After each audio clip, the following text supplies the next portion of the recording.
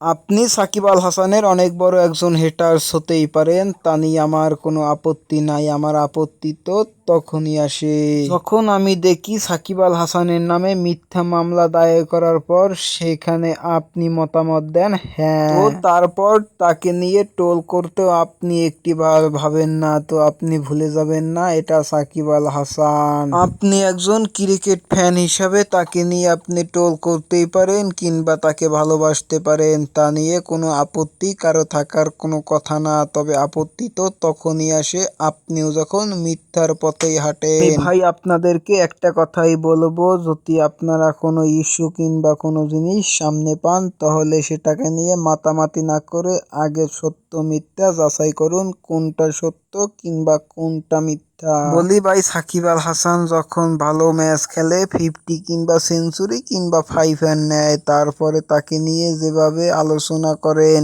ঠিক তেমনিভাবে খারাপ সময়ে তাকে নিয়ে আলোচনা করেন, সমালোচনা না। এই সাকিব আল হাসানের পাশে আপনি দাঁড়ান কিংবা না দাঁড়ান তাতে আমার কোনো আপত্তি নাই। তবে আমি দেখতে পারছি লিটন কুমার দাস, মুশফিকুর রহিম, তাছাড়া মাহমুদুল্লাহ, সৌম্য সরকার সবাই তার পাশে আছে। তো তার খারাপ সময় হয়তো বেশিক্ষণ থাকবে না। আমার দেখা মতে কিংবা আমার চোখে দেখা সবথেকে সাকিব আল হাসানের সেরা ভুল হলো সে রাজনীতিতে এসেছিল। এটাই হলো তার জীবনের মারাত্মক ভুল। তা যদি এটা ভুল না হবে তাহলে সাকিব আল হাসানের চোখের দিক চোখ রেখে যেসব মানুষ কথা বলতে পারতো না সেই সব মানুষ সাকিব আল হাসানের চোখে চোখ রেখে এখন টোল ঠিকই করতে পারতিছে। সাকিব আল হাসান এমন একজন প্লেয়ার যে বিশ্বে 14,000 রান আর 700 উইকেটের মালিক। পৃথিবীতে আর কোনো অলরাউন্ডারের যে কোনো এই কীর্তি নেই। শুধু এটার দিকে তাকালেই আপনার ভুল হবে, আরও একটা দিকে তাকাতে পারেন।